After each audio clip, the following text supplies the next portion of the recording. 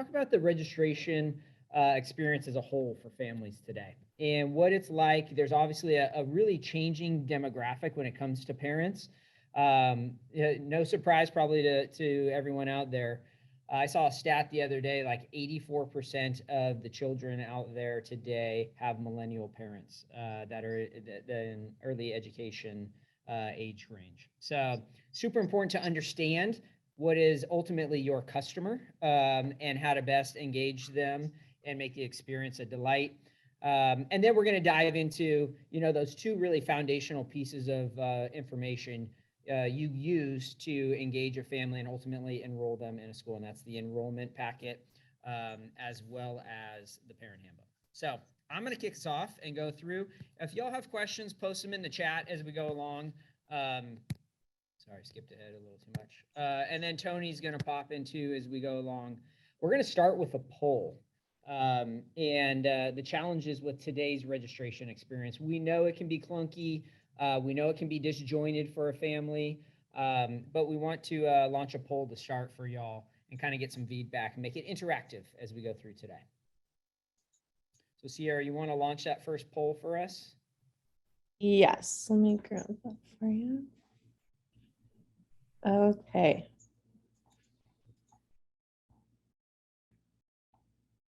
And we'll give about 60 seconds here for everyone to put their answers in.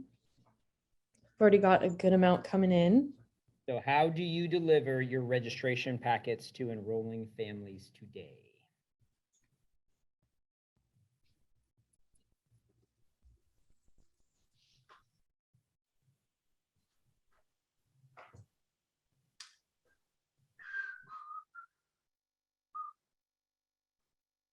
The Jeopardy music? Oh, is that what you're going for? A little whistling. Love it. All right, what do you think? Sierra, are you ready to show results? Yes, let's go ahead. 3, 2, 1. And so it looks like we've got a lot of people still delivering registration packets in person and via email. Yeah, via email and in person. So interesting, right? And also PDF download from the website. So we're going to talk about a lot of these today because are they costing you enrollments would be the question, depending on how you deliver them and how easy it is for families to do them today. So I will continue on with the deck here to the next slide. So we know the process is really disjointed today, and we hear it from our customers all the time. We actually have a product that we went out to market with to address some of the concerns because we had heard it so much. And a lot of the pain for families resolves around the time it takes to manually enter information into paper and scan it back or go and drop it off. It's just inconvenient. And if you think about today's world, a lot of folks are embracing new ways to do everything digitally. And if you are a center that is not doing them digitally, or at least have a digital option for families, that could be a problem, right? Because families typically inquire with multiple centers at once. And the one that makes it the easiest and can convert the quickest is generally going to win that enrollment going forward. So, there's a whole host of things that you could point out that are, I won't say problems, I'll say areas of opportunity. That's what we say at CRM when we talk about things we could make better.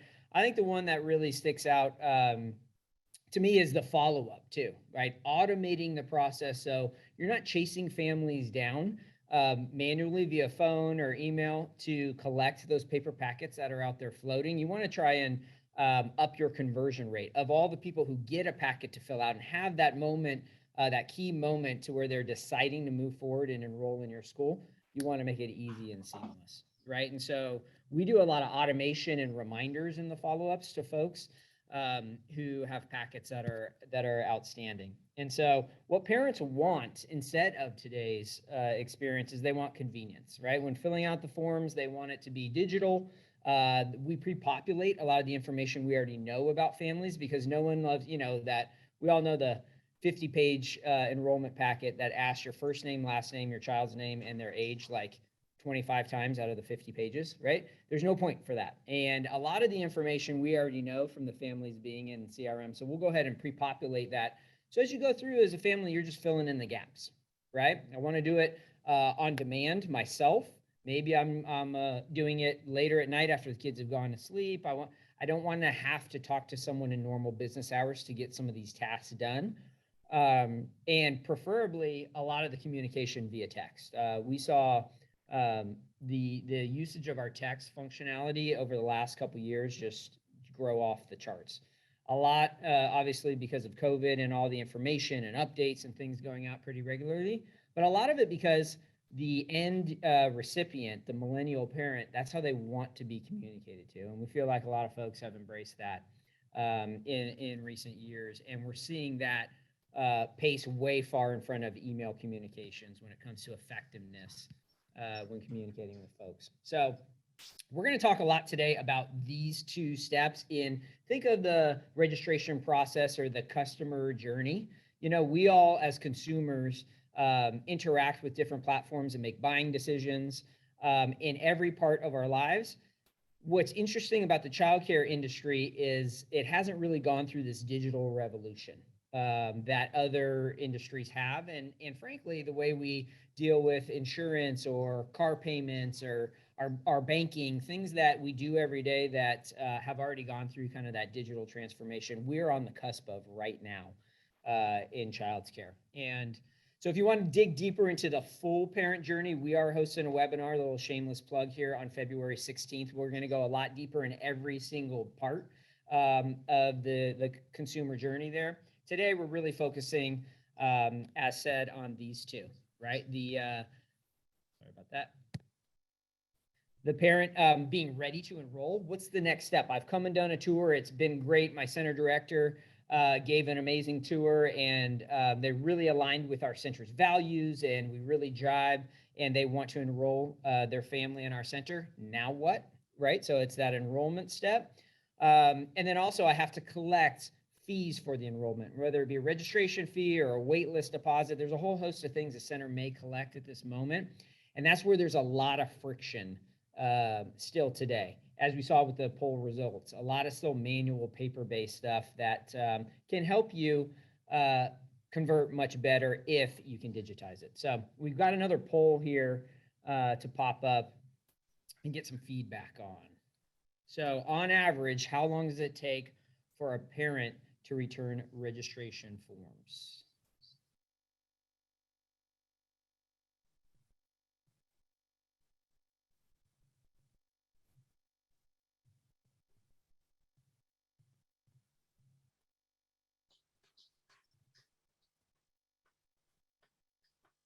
Tony, have y'all digitized this step in your centers, or have any feedback from an operator on stuff like this?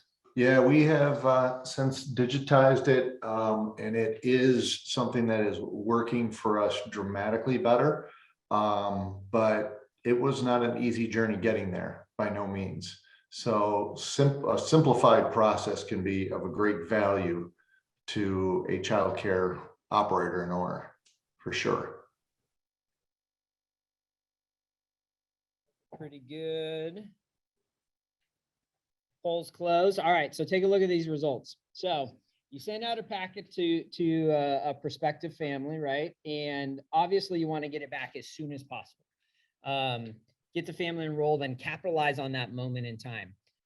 Less than a day, 1 to 2 days, phenomenal. Even 3 to 5 days, not terrible. But you get outside of that and think about those opportunities you have. I used to use this old adage, like, I was in the property management business and we did payments for property management. And if a renter was going to come and look at an apartment, you better not let them leave without getting eyeballs on the lease and maybe even trying to collect a security deposit at that moment. Because when they leave, they're going to drive down the street and drive by another apartment building that they may just end up signing a lease at, right? And the same kind of concept goes here. You want to capitalize on that moment in time as quick as possible with potential families ready to enroll. And so if you think about what will help you do that. Sorry, I'm missing my bar here. There we go.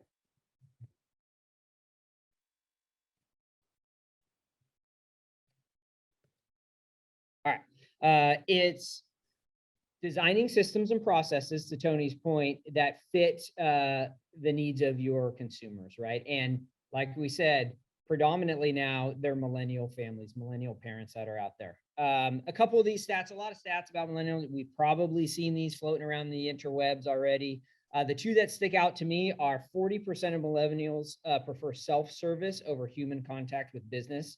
Super interesting, as well as 42% of millennials don't own a printer, right? So, and I can attest to that. I'm not a millennial. I'm outside of that, but I will say I don't have a printer at home, and anytime I print anything, I go to the UPS store down the road and I print. And the amount of things over the years that I've needed to print has shrunk and shrunk and shrunk and shrunk.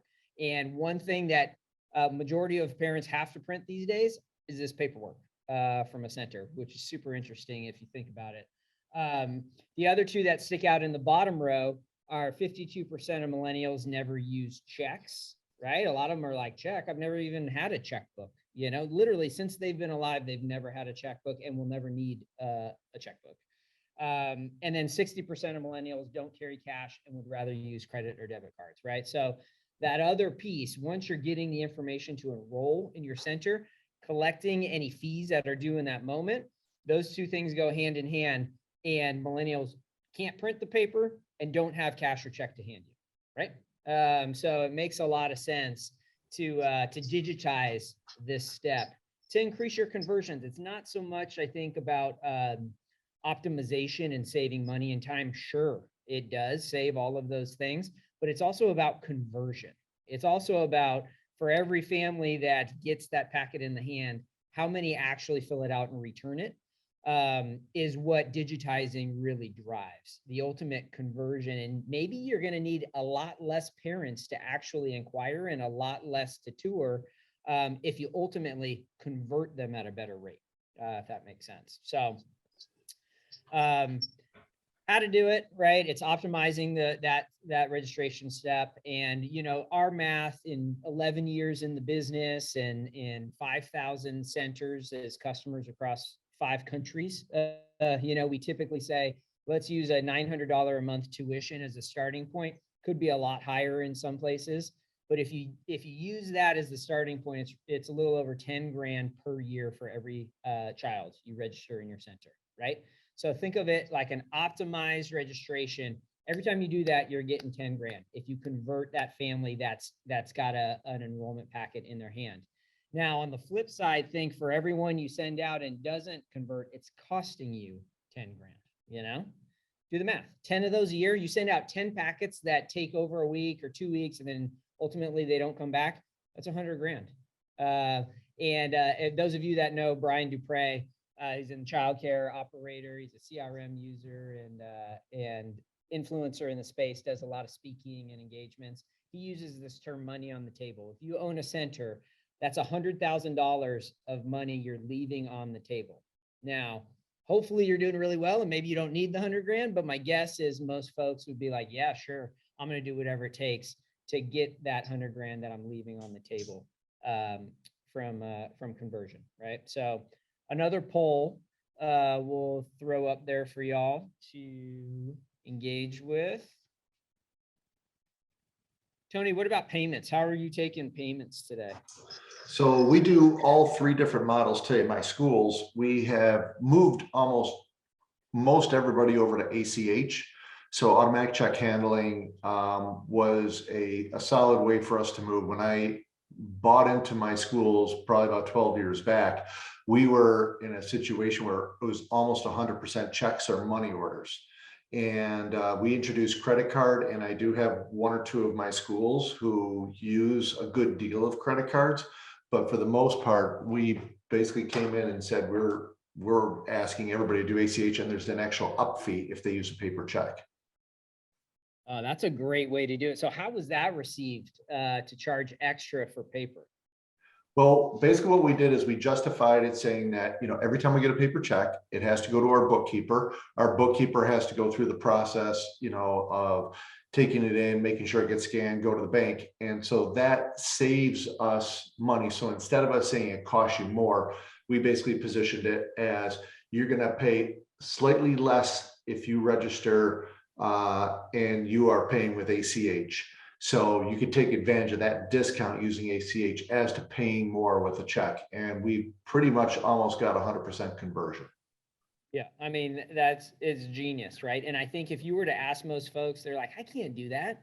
They're not going to register. They're going to leave. It's going to make them mad and they're going to leave. And there may have been some of that back in the day when people used checks, right? But like these days, people don't want the checks. And actually, like the reception you would get, I think would be super strong if you like put a flag in the sand and said no.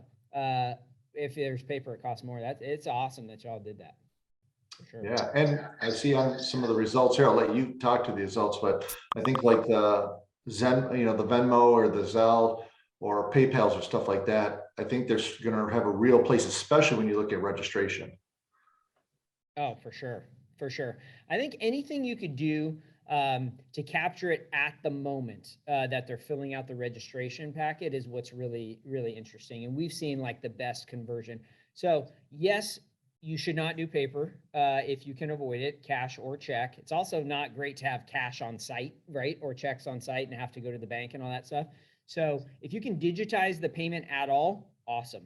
I think the next step would be, can you get it at the moment they're filling out the registration packet? Because even if you get a filled out registration packet and they still have to submit a payment via paper or even digitally, a separate way, or create an additional login to do so in a different platform, you're risking some breakage there and some drop off. The key is to get it really seamless all at the same time.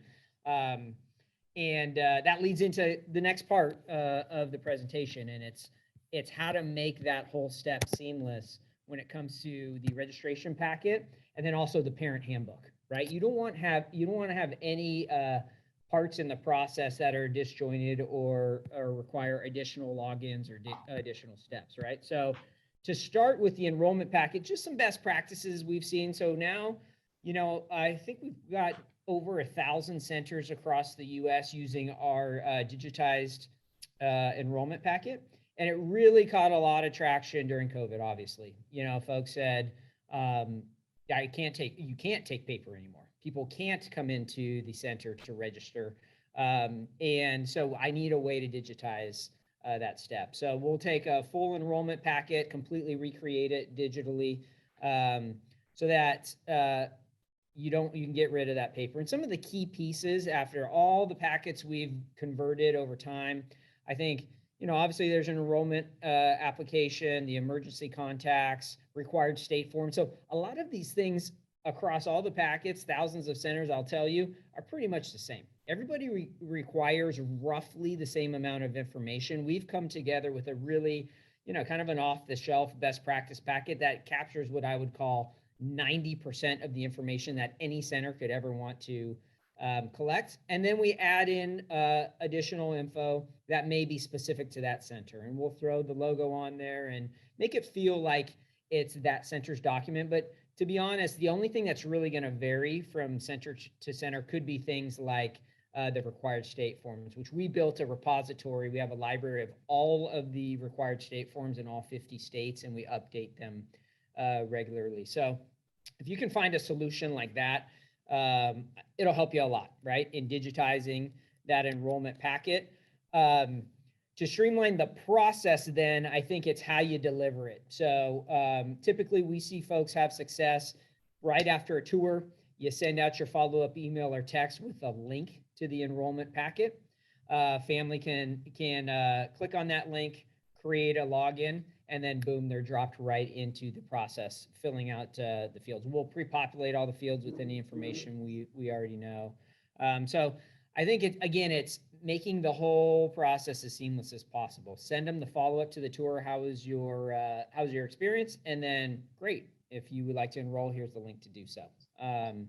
Saves a lot of time, and it drives down maybe the human interaction that, to be frank, 40% of millennials prefer the self-service versus the human interaction. It's just a fact. 42% of them don't have a printer to print out that packet, and those are just some of the best practices we've seen and really have helped people convert better over time. last, and certainly not least, is making sure that you have an option for people to agree to terms and conditions and expectations you set for enrollment. So we also make sure you have a digital signature option. You can't fully digitize your enrollment packet if you still have to print it out and sign it, right? So that is an option in our platform. And we've taken it a step further and said, okay, you got to fill out your registration paperwork, which we focus on and do really well. We're also going to incorporate IC360's parent handbook, which they're the best at, right? And we can actually have a parent agree to review that they've reviewed the parent handbook within the forms process and get it all at once. And again, going back to the whole capture it all at once, capture the payment, and we can hand you over this nice package of an enrolled family with everything signed and payment completed. And that's where we're going to transition to Tony to talk about some best practice around building that parent handbook to set the right expectations and set yourself up for a great relationship with families. Hopefully is long lasting and great for them. So before that, we'll kick off one more poll to get a sense for how y'all are doing this today. Yes, and that's actually my mistake. My apologies there. We actually don't have a poll on this slide, but we do have some polls coming up for Tony. Awesome. So I'm gonna on a whim, I'm gonna throw a poll up, and I want to see some answers in the chat. Just one word answers. Who's got better hair, Matt or Tony? Oh, this one is going to be tough. He's got a good head of hair. Is anyone willing? Let me straighten it out. Oh, we got one for Matt. Oh, we got a couple Matts. Oh, we got another Matt. This is not a setup, Tony. This is not a setup. I think it's a setup. This is on the fly. Hey, listen, come on now. I like to get the hair up there too. I've seen Tony's hair in person and it's magnificent. No, I think it's Matt. I'm voting for Matt.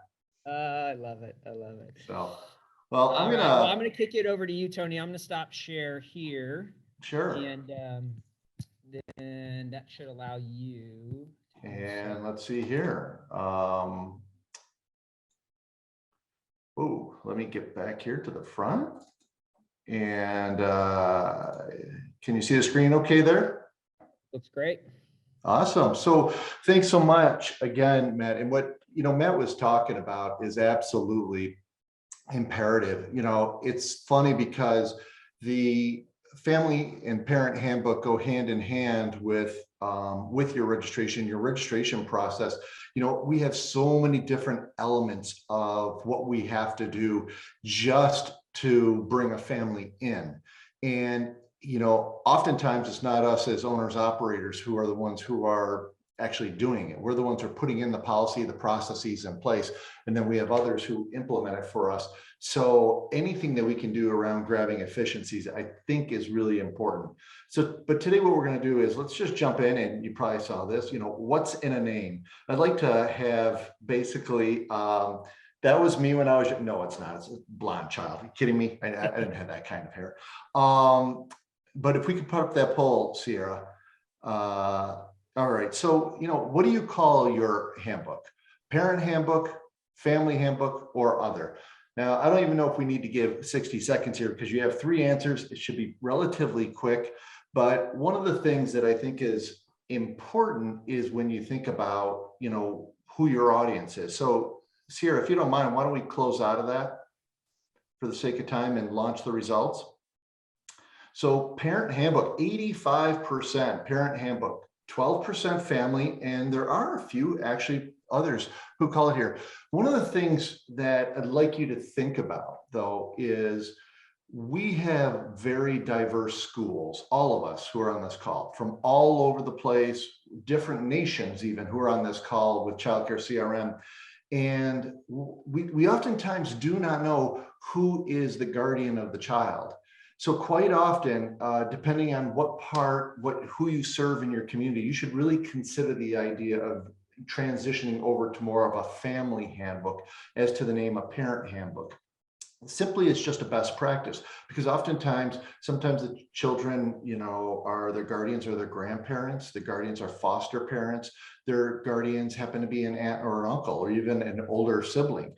So just something to think about. We're going to do another poll here too. And if you want to launch that, Sierra, and that is, how do families receive handbooks today? So very similar question to what Matt asked about registration. Is it available as a PDF on your website? Paper copy is available to review at school, might be in a binder up front. We hand it out to them when they enroll. We send it out electronically. Or is there some other means that you're doing today to get the handbooks out? Remember, Matt was talking about registration, and we're talking about that family handbook. You're gonna hear me talk more and more about family, but I also say parent too. So with that, Sierra, do you wanna swing around to the answers? Would appreciate it. And oh, look at that. That's a real interesting, split up there. So we have pretty much the winner coming as we hand it to them when they enroll with us is number one. Number two is we send it electronically. That is great to see. Falls right in line with what Matt was talking about. Number three, a paper copy is available for them to review. And it is at a PDF on our website where they can download it. So some of the things we are going to start talking about are some of the opportunities as well as the challenges. So to move forward here, let's see here. What is an outcome? So when we talk about outcomes, I'd like to, I'm going to ask you a very obvious polling question. So Sierra, one more polling question. And while we have that polling question come across, this is, and I don't know if you have it, Sierra, maybe you don't have the question, but I want you to think about it or chat through it if you don't have that question. Is, do you have a parent handbook today? Now, we would assume everybody has a parent handbook today, but this is a parent handbook that actually you are sending out. So Sierra, if anybody's answering in the chat, you're welcome to speak up, but I would assume, I'd like to hear if anybody says, no, we don't have a parent handbook today. I'm not sure anybody wants to put their name into that either. It's easier in a poll. So Yeah, we've got a few yeses in the chat, but no one has said they don't have one so far. okay, well, great. The thing is the best way to avoid disappointment is to not expect anything from anyone. So why are we talking about that? Why are we talking about outcomes? It's because what we're getting into is, what are expectations and why are expectations important? In other words, when we think about why we put a handbook in place, whether it be for a family, whether it be for your staff, I'm sure Matt and team have a handbook for the childcare CRM staff. I know I have it with the IC360. I know my schools have staff handbooks. But the main reason is we're talking about expectations. So the question I have, and Sierra, maybe you can get some answers from the chat room. So I have a question for you out there, and that is, when you do not set expectations for a child in one of the classrooms, or even a child at home, if you don't set expectations, what typically occurs with that child? What kind of behaviors does that child tend to exhibit? So I'm going to spend a minute or two to wait until some of the answers come in, but Sierra, this is your opportunity to tell us what you hear from what you think is. Matt, you have kids, right? And I sympathize with Marianne. The first chat that came in is just one word: chaos. Chaos. So it's chaos. And with you, Matt, let me ask you, with your kids, especially when they're much younger, even if they didn't have any expectations of them, time to go to bed, time to eat, things of that nature, what would go on? Yeah, it'd be a zoo. It'd be a zoo. And it's really hard. I mean, especially with children. I mean, anybody, but children especially. It's just hard to raise kids, without having a know what to is expected of them. And yeah, I mean, you have to. Absolutely. Sierra, do you have any other answers? Yeah, so it looks like Marianne, she said chaos. Maribel said sporadic, inconsistent. We've got Stephanie says they go crazy. Taylor says confusion. Charlotte says inconsistency. Okay. I get it. Yeah. I get it. We got another, I got another chat question for them really quick. And this is, okay, so usually the best part of our business is the kids. I'm not saying that there's anything wrong with the parents by any means, but I'm a parent And I know that parents have, they voice their opinions on where the kids are really love to be engaged. If you don't set expectations for parents, what would likely happen? So that's another question for the chat. So we talked about what it would be for kids not having expectations. What is it when you don't have expectations for parents? So Sierra, if any of those come in, you can start talking through those as I move forward here a little bit. Yeah, we've got Marianne. She said they would take advantage. Maribel added that there's miscommunication, their needs might not be met. Jessica said they feel unsupported. Chrissy mentioned entitlement. And Jess said, when we don't set expectations for parents, rules are not established and it creates many problems instead of having set boundaries for everyone. Perfect. That's a great way to segue into this. So again, if you expect nothing, if you don't have expectations, you will never be disappointed because everybody's going to basically do whatever they want to do. So we have a parent handbook. This may be something where you went to town and you're like, I'm going to write the best parent handbook ever. And I hope that is something that you definitely spend some time on. Other situations might be, you know what, we took our parent handbook in, we inherited from someone else. Maybe it was a parent who owned the childcare before us. Maybe we bought it from someone else. Maybe we took a best practice when we very first started. But you know what, I'm sure it's good. Let's leave it to chance. Maybe it's something that will work out for us. Here's the thing is, I know we are all super busy throughout the day. The challenge is if we don't set expectations and if we don't invest the time, we are going to get the results. I think they say, like, what you put into a computer, whatever you put in, you sort of get in, so you put great stuff into a computer, out will come some great things. You put some crap into a computer and out comes the same thing. Same investment you make in your families. With your families, if you invest in your families and talk to them about what is important and why it's important, you're going to have great conversations and communications. So getting into it, I've created a model, and this model I'm calling the 5 C's.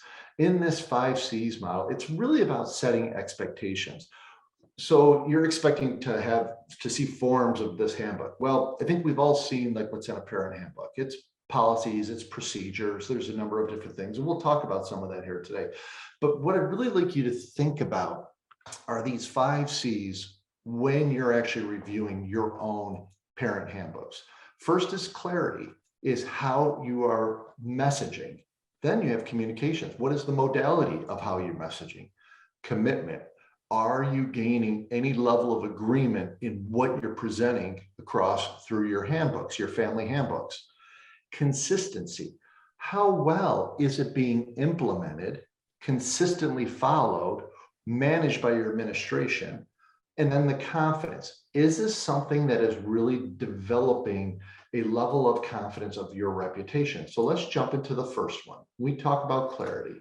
So what is clarity? Clarity is really important to talk about your vision and your mission. I know we talk about, I got a company, I have to put a business plan together. The first thing I have to figure out is a vision and a mission statement. What the heck?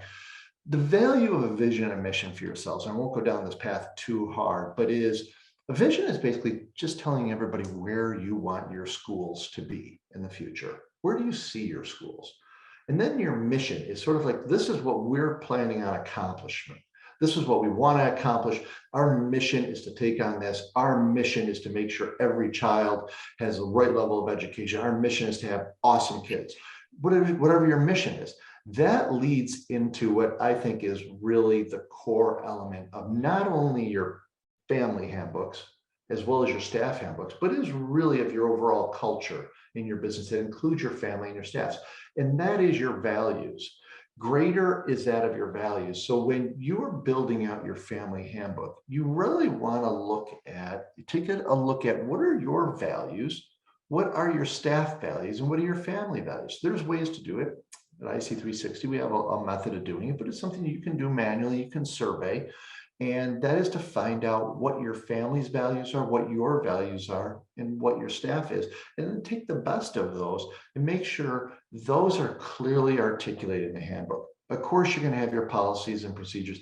The number one thing when I took over my centers, the first thing and the most important thing in the entire handbook let me ask that as a question. What do you think the first thing is? With just one or two words, I'll have that everybody participate.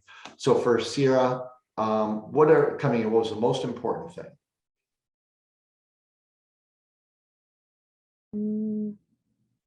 Okay, sorry, Tony, can you repeat that question for us for the chat? Sure, not a problem. When you put out a handbook, what seems to be to your parents the most important thing in their handbook when they've received a handbook? Great. Okay, so we've got mission statement, who we are, transparency, payment policy, and quality. We've got safety as well, who we are and what we stand for. Absolutely. So great all around answers. There's not a right answer, but these are the things that what is important to your families. Quite often it is things such as safety. It is about education. It's about the operating hours. It's about the vacation time. It's about the different policies and procedures you have. But what's really important is they all tie back to the values of your organization. So what's also important when you are building the clarity in your handbooks, we're looking beyond just to say, this is how we do this, and this is how it's done, and this is how it's done. We really want to articulate at sort of the who, what, why, and how level. Who is responsible for this? Is it a parent or a family member who's responsible for doing this action? Or is it administration, or is it a teacher? What is it that they're doing? What are they responsible for? What exactly? Why are they responsible? Why are they doing it? And then how are they processing it?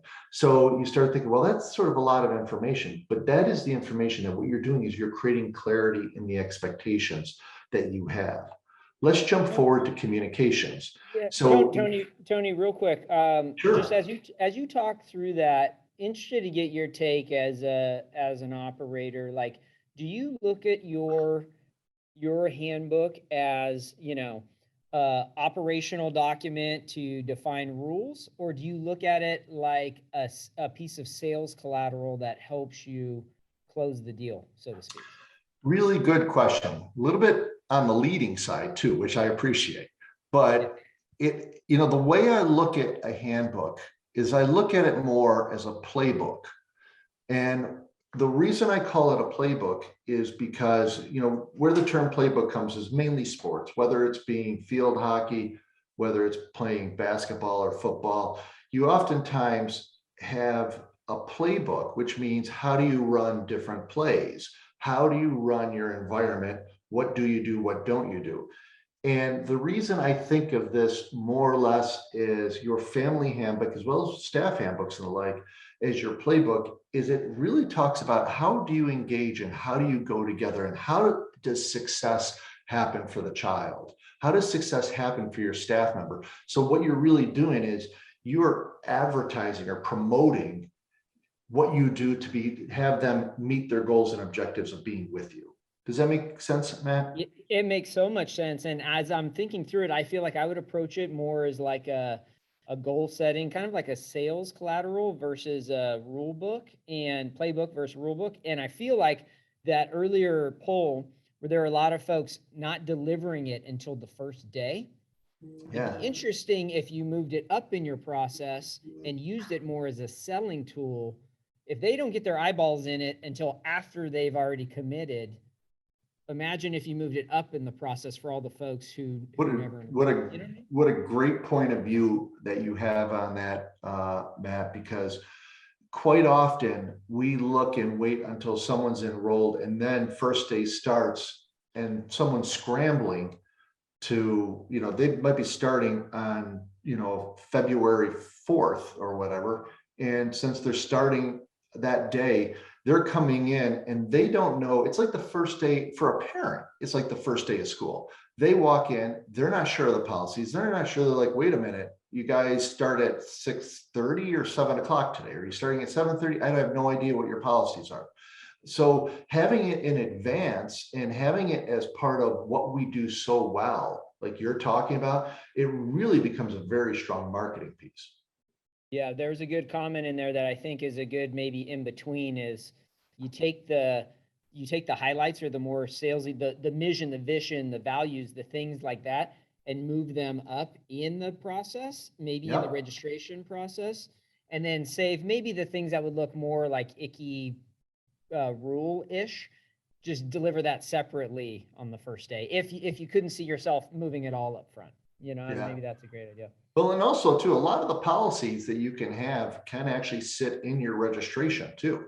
So a lot of times, oftentimes, if you want sign off on policies and initially, you can do a lot of that in your registration process to make sure you're getting very distinct attention. At least that's what we do in our schools.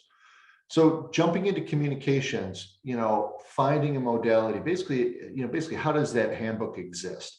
If you have it, we did a survey earlier, and some people said that, I think it was almost 30%, close to it, or 25, maybe somewhere in there, that they have a handbook that's available to be reviewed at the school.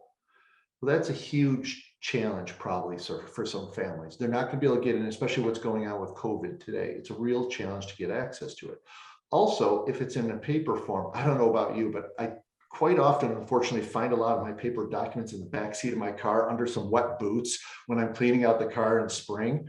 And that's not a great place to find my documents to go, oh, that's where my registration packet went.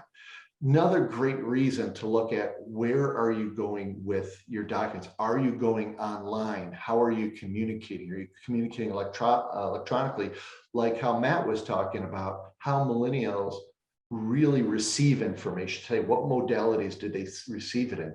From electronic, or they're getting it text messages, the same way as with your parent handbooks. How do you best communicate to your families? This is a critical issue too. You have to look at, if you have one school, if you have multiple schools, you have to look at who are your communities you're talking to. When you're looking at your community, your parent handbook should get pretty local.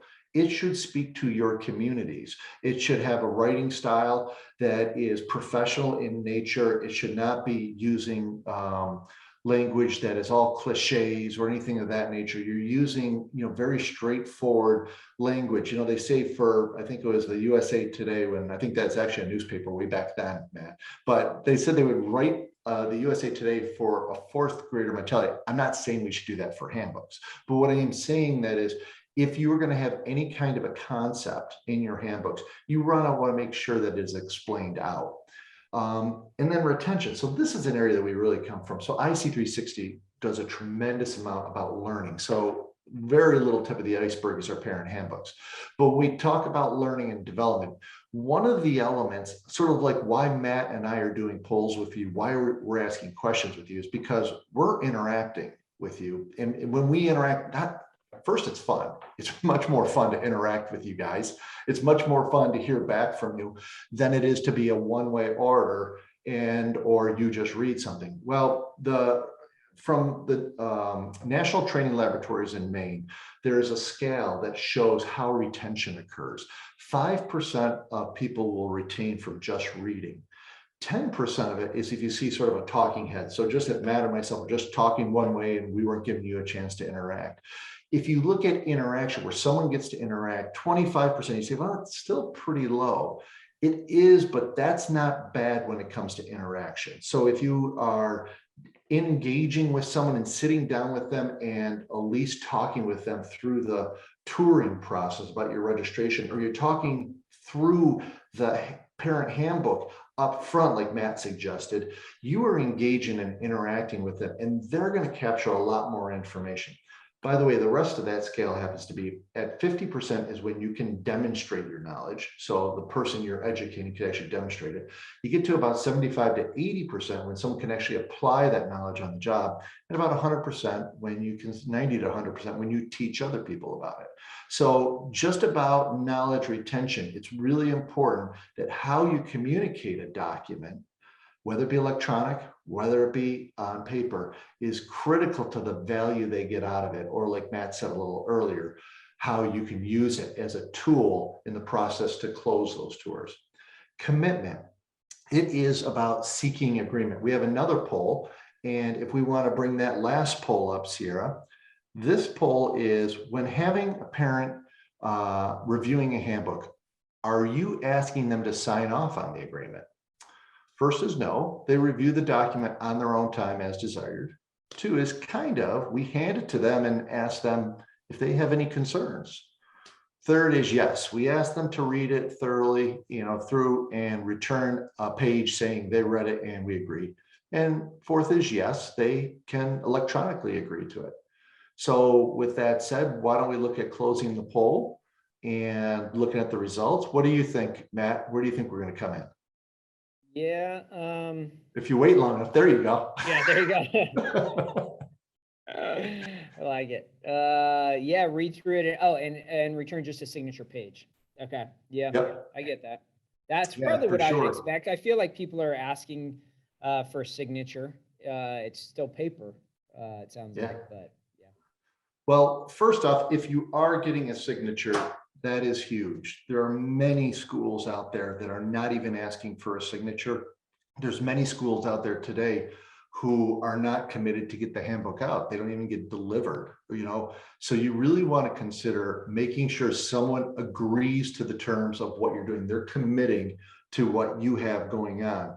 And so that is critical. If you can move it to an electronic signature, which Matt talked about earlier, and I'm a big proponent of getting this electronically signed on the document, then you're going that extra step. You're just making it simpler and easier for your audience.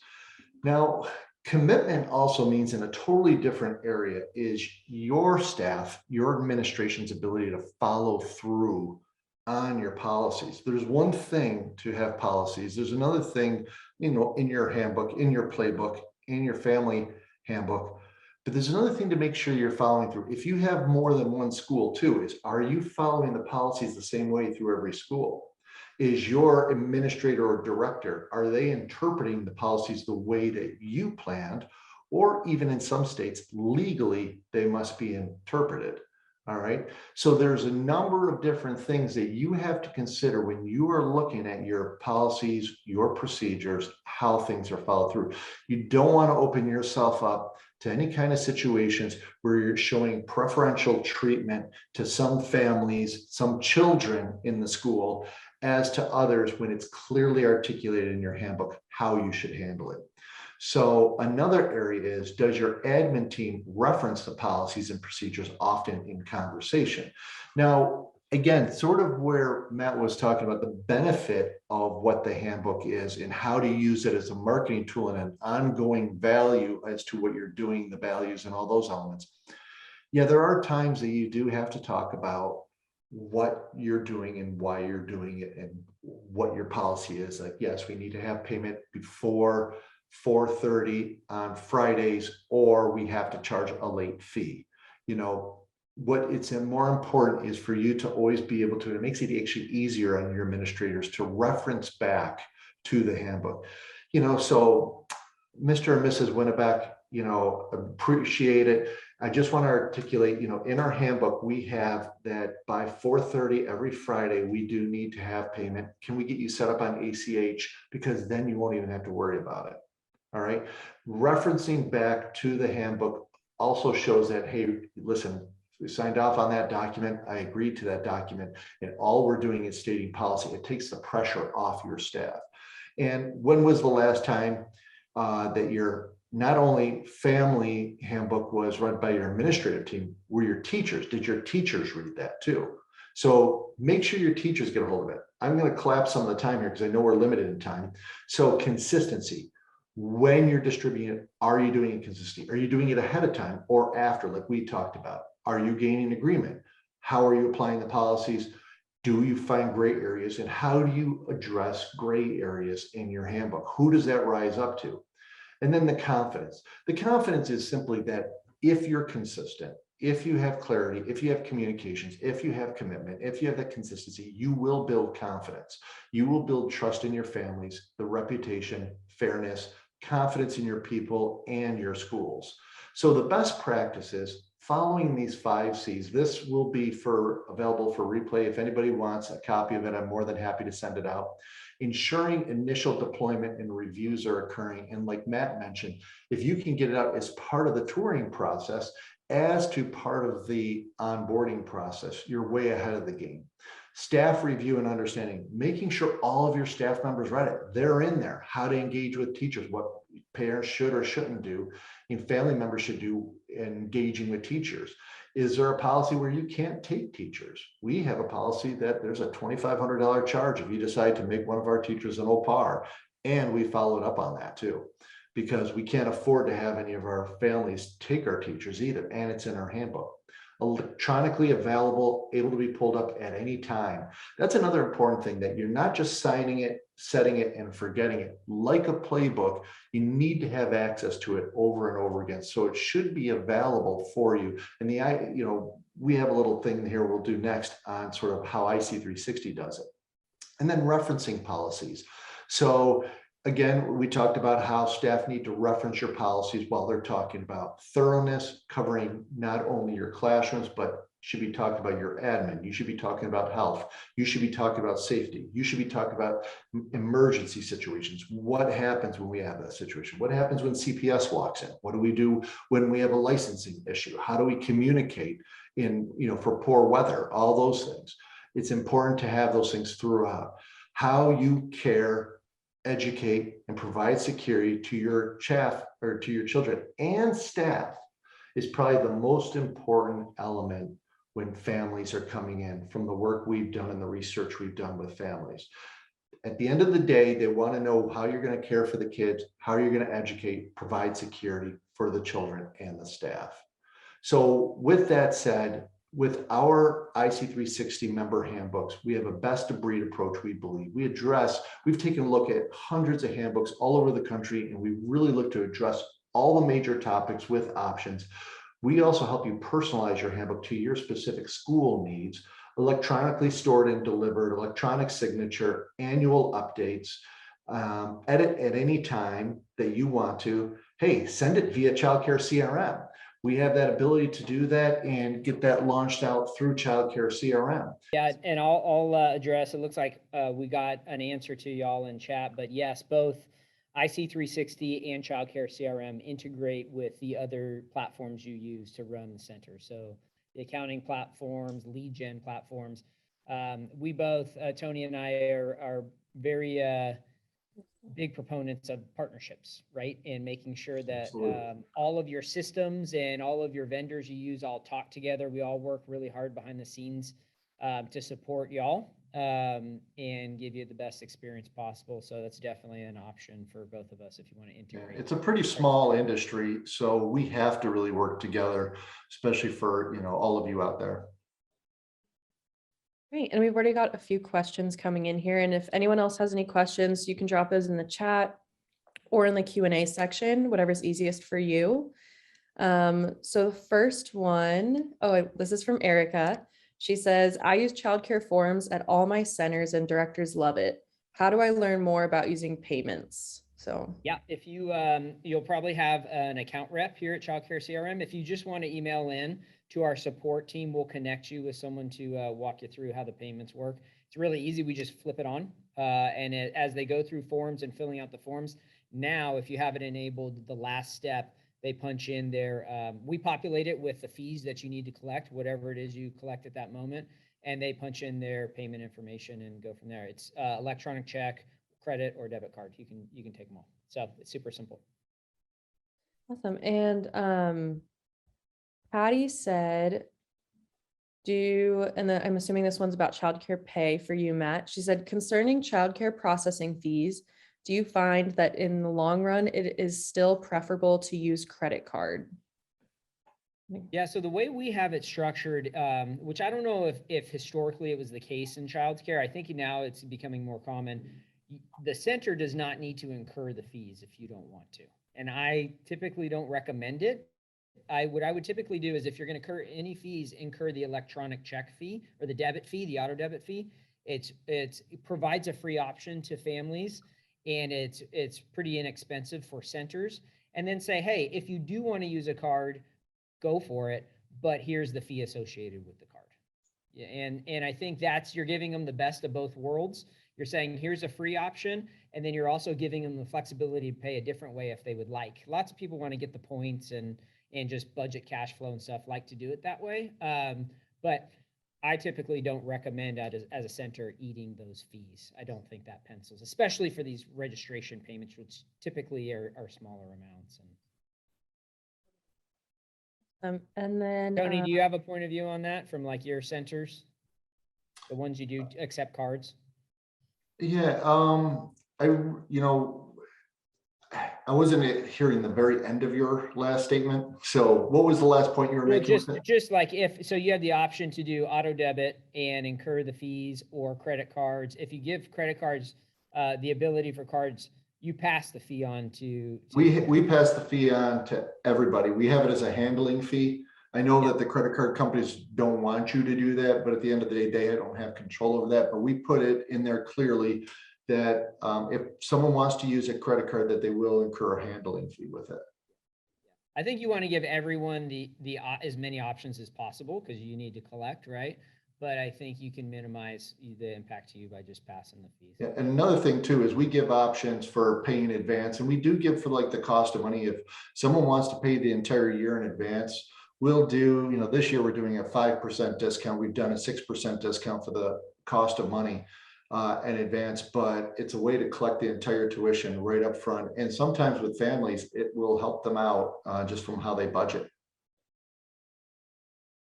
And we've got another question here for you, Matt. Someone asked, with childcare forms, is there a way to export the data from those forms in case we need to input that data into a specific program? Yes, there would be a way to do it. Typically, our normal process is we PDF the forms after they've been digitally signed, and we save a copy. We attach the copy to the record of the family and childcare CRM, so you can access it whenever you want. If you want to then get the data off and use it somewhere else, we could do it. We just need to know. You just put it in a support ticket and we'll do it for you. We typically don't do that within the system, so anyone can do it because there's some sensitive information and we want to lock that down to be able to take it and use it somewhere else. So if you do want to look into that, just hit our support line. Great. It looks like we had a question about the monthly cost for IC360, but I see Hans directed them to your website where they can find out more information about the right pricing for them. Yeah, I'll just give a real quick, as we mentioned, like the parent handbook is really a small element, but it's something I think we do very well. Our main thrust is making sure you get your staff to recruit them, to get them onboarded, to get them professionally developed, make sure that they stay, slow down the revolving door, my gosh, and then really help your reputation grow. You could throw money at advertising, and it's a lot of money to spend, but if your reputation from the families and the parents and the staff is huge, and you can protect yourself through all the challenges of having the trolls out there in social media, as well as anything else going on, to really build your reputation and then optimize the money that you bring in. That's what IC360 is. So there's a monthly fee for us. And I think that the one thing that we love to tout is that, if there was one word to describe it from our customers and our members, and it is members, is trust. I think pretty much everybody trusts what we do. So. Awesome. Well, if anyone else has any questions, feel free to drop those in, and make sure to take a look at the links from Inspire Care 360 and from Childcare CRM in the chat. But just some housekeeping here, you will receive a copy of the recording tomorrow, as well as your copy of the certificate of attendance. And if you have any questions about, Childcare CRM, what we do, the products we offer, please feel free to reach out. We'd be more than happy to chat through any questions that you have. Awesome. Thanks, Sierra and Hans. Tony, good to see you, bud. Great to see you, Matt. Hopefully I could see you sooner than another year. So. Yep, 10-4. All Absolutely. right, y'all. Have a great day. Thank you for having me, guys. Bye-bye.